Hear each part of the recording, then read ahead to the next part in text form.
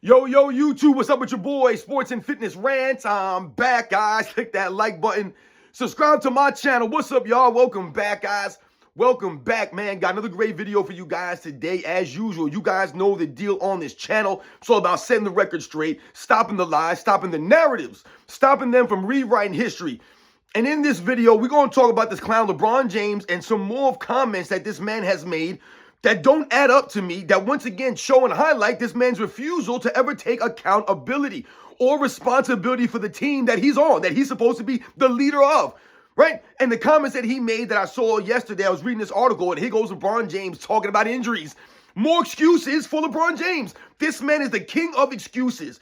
He can never take accountability or responsibility, take an L on the chin, none of this stuff. Be a true leader. He makes more excuses, and he's talking about the injuries for the Lakers that they've been dealing with as part of the reason why they've been having a rough patch right now, because they have injuries that they're dealing with. More excuses for LeBron James, man. We're going to talk about this video, man, because I'm pretty sure there are a lot of other teams in the NBA dealing with much more injuries. The Philadelphia 76ers ring a bell than the Los Angeles Lakers, man. But LeBron James makes more excuses because this is what he continues to always do, and this is why we do not respect this clown. And I want to thank you guys, man, everyone across the world, everyone across the states that's been supporting my channel. Once again, guys, I am truly, truly humbled by all the support. It means a lot. The true basketball fans are standing up, man.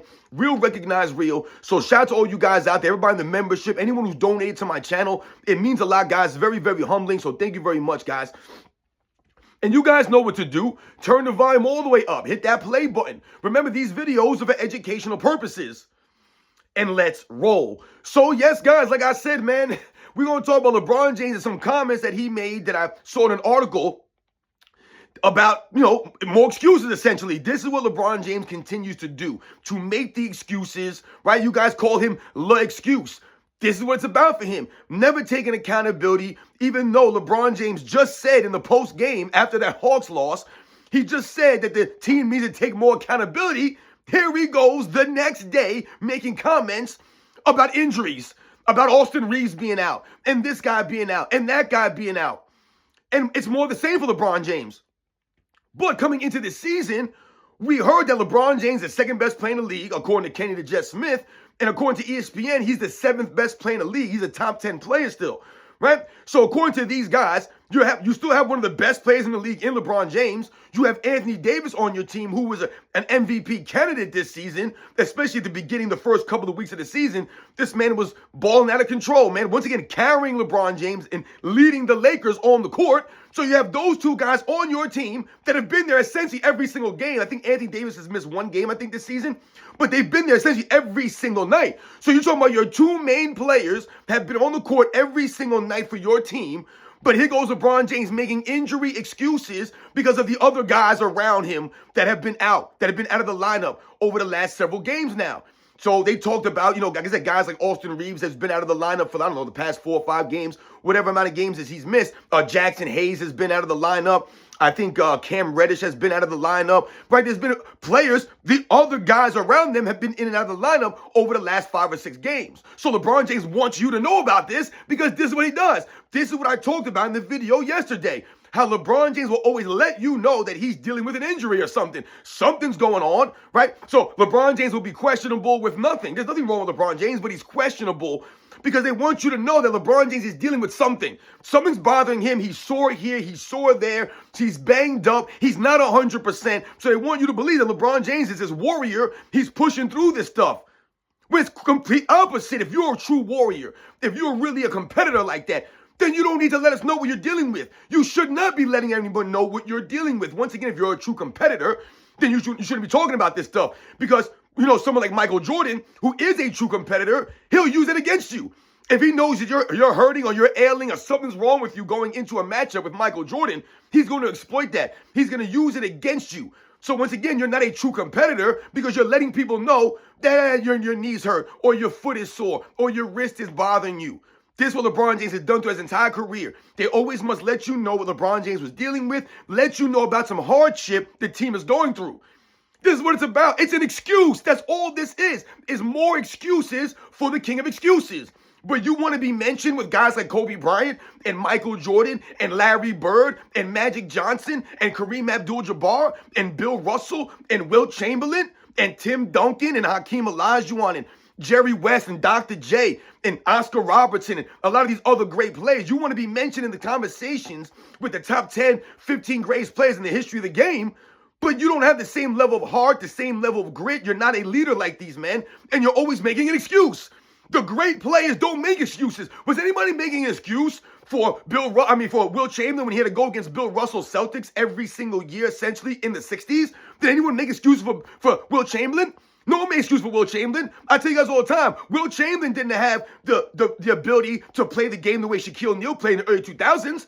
Right? Will Chamberlain didn't have the ability to go out there and just hammer guys down low and use his shoulder and bang into guys and use his physical strength, his physicality in that era. He wasn't allowed to do this. Did anyone make excuses for Will Chamberlain? No one makes excuses for Will Chamberlain. As a matter of fact, now and today, you have a lot of these clowns today tearing down Will Chamberlain. Oh, Will Chamberlain only won 2 championships. He only won 2 championships. Name me the other player that won more than 2 championships during the 60s. Name them. Name them that wasn't on the Celtics. You can't name them because wasn't nobody winning no championships in the 60s other than Will Chamberlain and Bob Pettit. Those are the only 2 guys to win a championship between the time the Celtics won their first one and the time they won their last one. There was no one else winning. 11 championships. 11, 8 in a row. So who the hell else was winning? There's no excuse for Will Chamberlain. Was there any excuse for Will Chamberlain and Jerry West when they were going against the New York Knicks with 6 Hall of Famers? When you have guys like Dave DeBusschere and Bill Bradley and Walt Clyde Frazier and Willis Reed and Earl the Pearl Monroe?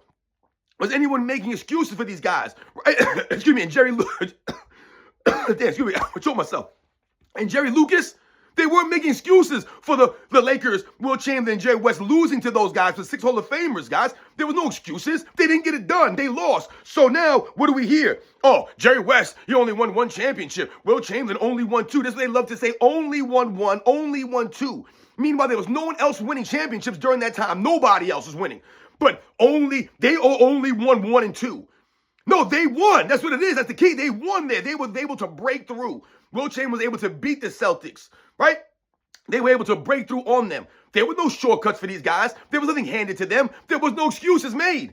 But LeBron James always making excuses. Always excuses. And he's making more excuses now for the struggles of the season so far this year for the Lakers. What are they, 12 and 11? They're a 500 basketball team. They're mediocre like they've always been. So they're in the 10th seed again, guys. I have been on the money. On the money with everything that I've said over the last couple years that I've been on YouTube as it relates to LeBron James, Michael Jordan, the 80s and the 90s, the current era of NBA, and everything all in between, man. I've been on the money with everything. This is why no one can challenge me out here. This is why these clowns cry and moan in my comment section, but they can't make any videos. They won't put their face on camera. They can't explain it. They can't dispute my videos. They just cry and make emotional statements. They're never disputing the facts that I put out here. And the facts have been, I've been on the money with all of this stuff, man. LeBron James continues to make more excuses on the team that this is what we deal with. This is what happens every season. Last year was more the same. This year again, here we go. Now the Lakers have injury excuses. Oh, this guy's injured. Oh, this guy that. So the Philadelphia 76ers, they're not dealing with injuries for this slow, soft Joel Embiid who hasn't played any, played 2-3 games so far this season. Aren't they dealing with injuries? Right, how about Paul George, who hasn't played a lick? Tyrese Maxey has one down. So they've lost their 3 best players, have gone down for a game here at least once at one point during the season. Their 3 best players. Once again, for the Lakers, they've had Anthony Davis and LeBron James out there essentially every game except for the one game that Anthony Davis missed. They've had their 2 best players on the court every single night. There's no excuses. Once again, how about Giannis? How many games has Giannis missed this year? He's missed some games, right? Chris Middleton has not even been back yet. I think he's just coming back like this next game. So is anyone making excuses for Giannis and the struggles of the Bucks were going through at the beginning of the season? No, they were trashing Giannis. They were trashing the Bucks. Even myself, I said, what's up with Giannis on the defensive end? He didn't look like he was having the same impact on both sides of the ball, right? And they were struggling. Now, all of a sudden, Giannis has turned it up on the defensive end, the rebounding, and now all of a sudden the Bucks seem to be, riding the ship, let's say, so to speak, getting the ship back on track or the train back on the tracks here. Whereas the Lakers are falling off. They're completely falling off. Right? So after the 3-0 home start, the Lakers have been pretty bad. Right? And once again, they're one of the worst defensive teams. They can't rebound the basketball worth a lick. Even though they're getting all the personal fouls, all the free throws, they're still not that good of a team because they're not doing the little things. It's the little things that they're not doing. And LeBron James wants you to know that they're dealing with injuries. This is part of the problem for the Lakers. Remember last year, LeBron James came to the post-game press conference when they were eliminated by the Denver Nuggets and said, oh, we haven't really been whole since the in-season tournament. And he used that as an excuse. And he said, what? Well, you saw what we were able to do when we were whole early in the season. We won the in-season tournament. He actually used the in-season tournament as a crutch to highlight how good the Lakers were early in the season when they were whole. Once again, you guys were being carried to that in-season tournament championship with all the fouls you were getting. You were playing against these weak teams that didn't have their best players out there, right? Everyone was hurt last year. It's more of the same this year. So no one respects that in-season tournament. That's why we laughed at it. You're celebrating mediocrity once again. The Lakers were fighting for a plane last year, and it's more of the same again this year. What I tell you guys, every year the Lakers are essentially fighting for a playing spot. They've never finished above the 7th seed other than the bubble year. That's how you know the bubble was a fraudulent championship. It was a fraudulent season. Because it's not as if the Lakers were a formidable team the year before when LeBron James got there in 2019. See, no one talks about 2019. The LeBron James fans love to talk about 2020. And they'll say, oh, the Lakers were doing good before the break. They were doing good before the break. That's the whole point, you fools. That's the whole point. They were doing good before the break. Before the break. That's the point of an NBA season. That's why they call the NBA season a grind. That's why these soft clowns don't want to play 82 games. They only want to play 60 games. It's easy to play 60 games, 55 games, 50 games, and go out there and put up your stats and give some effort when you're playing almost a third of the season or 2/3 of the season. Right, it's a lot harder when you have to play the 82 games. It's called a grind. These guys don't want to play in February, in March. Those months, those games, that's when the NBA gets ugly. That's when teams start to lose position for playoffs. This is where teams fall out of the playoffs, or they make a run to get in the playoffs. Right? Or what happens? Guys get injured down the stretch of these seasons, right? As the season wanes on, guys become more hurt, more sore. They're dealing with more problems. The Lakers and the other teams in that bubble season didn't have to worry about that because of the break. It allowed these guys to get healthy. That's not how the NBA season works. There is no break to get healthy in the middle of the year so that you can come back stronger or healthier. That's why I don't respect that bubble title. It doesn't matter what they were doing before the break. The fact was there was a break there. So you're telling me Anthony Davis didn't benefit from the break as frail as he's been throughout his career? You're telling me that old man LeBron James didn't benefit from that break as bad as he's been all year? That break essentially allowed him, the Lakers, Anthony Davis, to be healthy coming into that playoff run, and it allowed LeBron James to be rested. So now he's able to give some effort that he would not have normally had if he had to play these other games, if the team had to go through that grind. So once again, they're exposed. The Lakers have not done anything. 2019, they didn't even make a playoffs. They had a bubble year. And then once again, you get exposed and exposed to the bubble championship as fraudulent because the Lakers have never been competitive since then. It's not the Lakers were in the number 2 or 3 seed in 2019, right? And then, they won the championship in 2020. And then the very next year when they defend the title, they finished in the number 2 or 3 seed, the number 1 seed. No, they were actually in the play-in the following season. That's right. They win the championship, and then they go right immediately to the play-in. You guys remember that year. They made the play-in. I believe they beat the Golden State Warriors, I want to say, in the play-in that year. And then they lost to the Phoenix Suns in the first round. They lost to the Phoenix Suns as defending champions in the first round, and we remember LeBron James walking off the court early because he's not a true competitor. He's a sore loser. He's a baby. So you win the championship, and then you come back the next season with no bubble, no break, and you guys get bounced out in the first round. You guys are in the play-in. This would expose that bubble championship. How about the next year? Okay, the next year, maybe they bounced back. No, remember, the next year was when LeBron James told us to keep the same energy. They got Russell Westbrook, and they got Carmelo Anthony. You had Dwight Howard, Anthony Davis, LeBron James. All these guys on this team, right? 5 Hall of Famers or whatever it was on that team, Rajon Rondo. And you get, 37 wins? They win 37 games? Didn't even make the play in that year. So you win the championship, get knocked out in the first round, and then don't even make the playoffs. Not even the play-in. That's what happened, guys, after the bubble. That's what exposes that championship and that team. The Lakers guys started making trades, right? Why'd they get rid of guys like Alex Caruso and Kentavious Caldwell-Pope, right? They got rid of guys like, what was his name? JaVale McGee, I believe, was on that team. They got rid of the Dwight Howard guys, right? They got rid of these players. For what reason? Who knows why? Because LeBron James, man. They're always making trades. The grass is always greener for LeBron James, and that's one of the big problems for him and his teams. They're always looking to change or make a change. They're always looking for a new piece. Instead of working with what you have and building that up over the years, You think about guys like Kyle Kuzma, who they got rid of, guys like Lonzo Ball, guys like Brandon Ingram. They've gotten rid of a lot of these guys over the years when you should have kept these pieces, and then you could have built on that chemistry over these last 4, 5, 6 years LeBron James was there. But that's not what happened. They got rid of Luke Walton and Frank Vogel, Darvin Ham. So now you have 4 coaches and a plethora of players that have been in and out of the lineup, in and off the roster. But they still make excuses. LeBron James still making excuses about health. About health. Are you kidding me? LeBron James makes more excuses. His fans make more excuses about health than you would believe that no one else is dealing with injuries. No one else has dealt with injury throughout the career. Michael Jordan in 1990 didn't have to deal with Scottie Pippen in a migraine game, in the Game 7 closeout game. Where was Scottie Pippen? He was nowhere to be found. There were no excuses. He didn't come to the post-game press conference and talk about Scottie Pippen and blame Scottie Pippen and be like, hey, well, if Scottie Pippen could have scored more than 2 points, then we beat these guys. No, he didn't make any excuses. He said, we're not on the level yet of the Detroit Pistons. They have what we want, and we got to go get better. We got to get better if we want what they have. He didn't say, yeah, well, we would have beat them, but if Scottie Pippen had a migraine. No, and he could have easily done that. Right? Did they make an excuse in 1989, the year before, that no one ever talks about in Game 6, when Scottie Pippen got knocked out after playing 2 minutes? Right? Took an elbow to the head from Bill Laimbeer and was out for the whole game. Played 2 minutes in the game, Game 6, guys.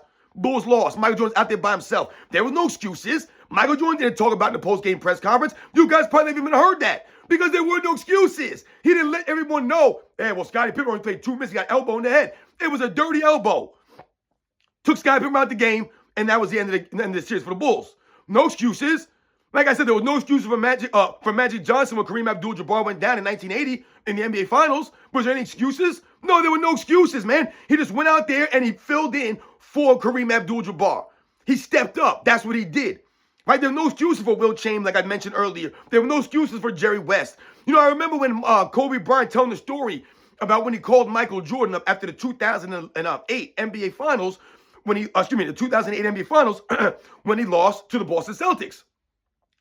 And Kobe Bryant was telling the story about how he called Michael Jordan up, you know, like he always did.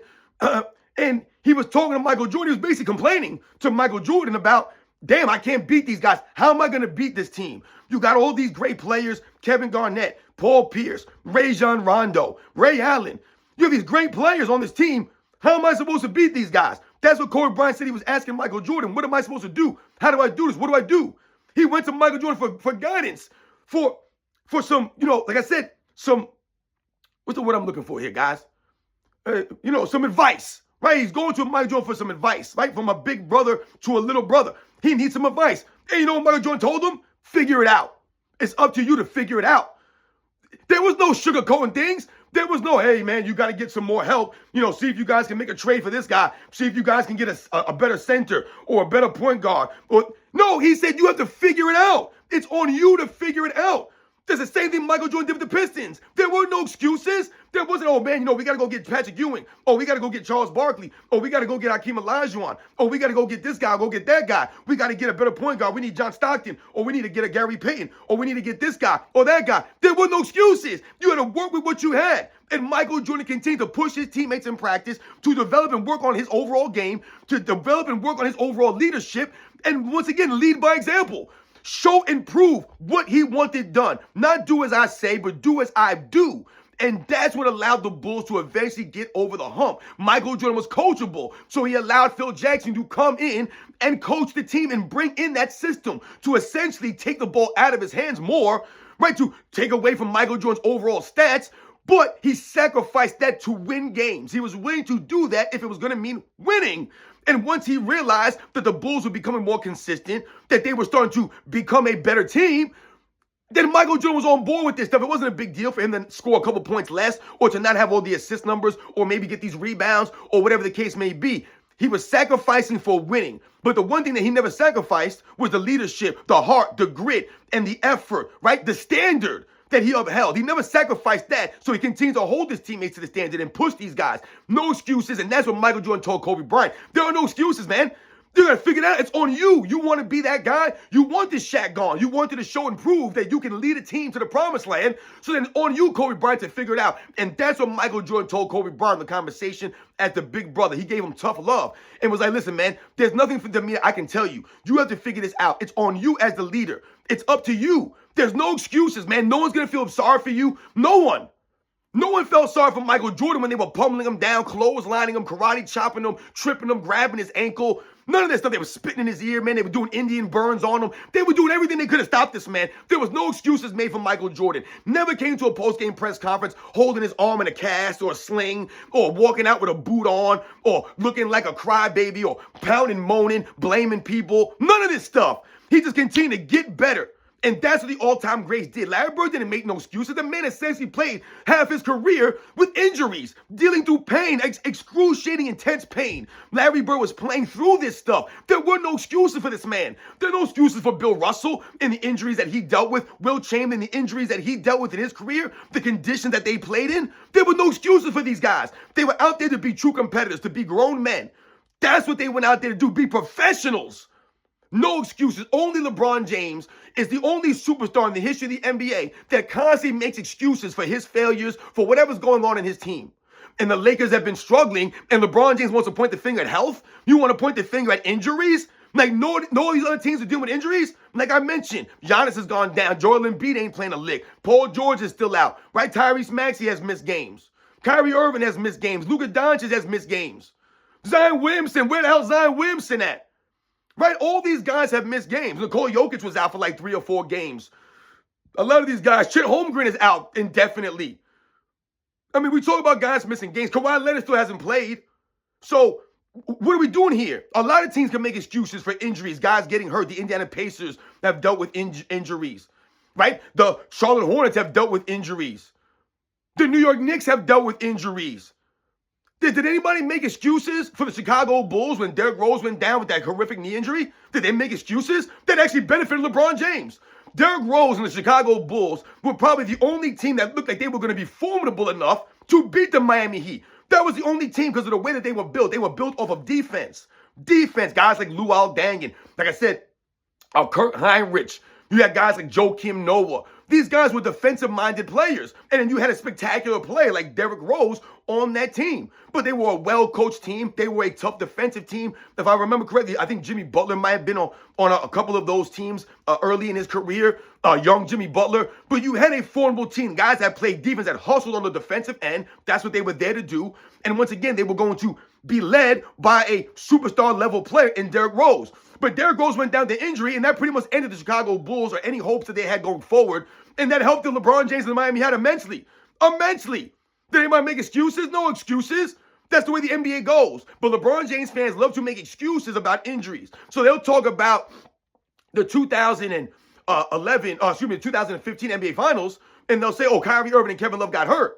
But they won't keep the same energy for the 2016 NBA Finals when all these guys got hurt in the Golden State Warriors. They won't talk about Andre Iguodala going down, missing games, Andrew Bogut missing games, right? They won't talk about Draymond Green's suspension. They won't talk about a lot of these guys being hobbled. Steph Curry was dealing with a knee injury the entire finals. They won't talk about none of that stuff, right? The injuries. They won't mention anything in 2020, right? The bubble championship when they beat the Miami Heat, the 2020 Miami Heat, the number 8 seed play-in tournament Miami Heat. How many injuries did the Miami Heat have in that series, guys? You guys remember? Bam Adebayo went down. Goran Dragic went down, right?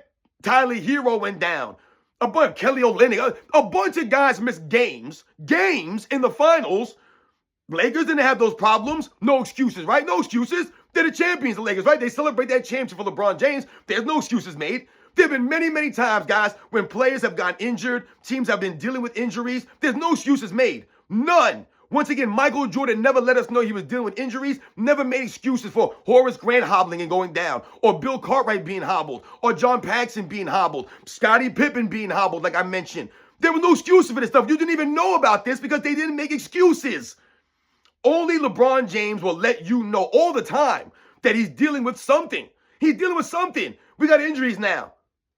That's not taking accountability. And LeBron James just said the other day that the Lakers need to take accountability. So one day after he makes those comments, he makes these comments that completely contradict anything about accountability. Not taking any accountability. No one wants to hear about your injuries to Austin Reeves. Are you kidding me right now? You and Anthony Davis have been healthy. You guys are essentially both top 10 players in the league still. And you guys ain't getting it done. Because why, LeBron James? That had nothing to do with injuries. You're not playing defense. Your team can't rebound. 2 things that you do not do good, that you don't even give effort to do. That's why your team is struggling. And this is more the same every single year. It's not a coincidence that the Lakers are one of their worst transition defensive teams over the last several years. It's not a coincidence that they're one of the worst defensive teams every single year. It's not a coincidence, guys, that once again, they're not one of the top rebounding teams every year. It's not a coincidence, guys, that every year they're not a good road team. Road teams, or being a good road team, a consistent road team, goes to your leadership. That's what it goes to. You're not a great leader, so your team is never prepared on the road. You guys lollygag, right? You guys are inconsistent on the road. That goes to leadership, not being prepared. JJ Redick's not a leader. LeBron James ain't a leader. And this is more the same, guys. More excuses for LeBron James, and this is why we don't respect this clown. More excuses. Always an excuse. Never taking accountability, even though he just talked about taking accountability. You're blaming injuries to guys or guys missing games? There's no excuses, man. We can make that excuse all across NBA's history. All across NBA's history. There have been guys dealing with injuries. Guys have missed games. Guys have gone down. No excuses, man. You go out there and you get it done. That's what the greats do. That's what the all-time greats do, man. You guys know the deal, man. I'll catch you guys on the next one.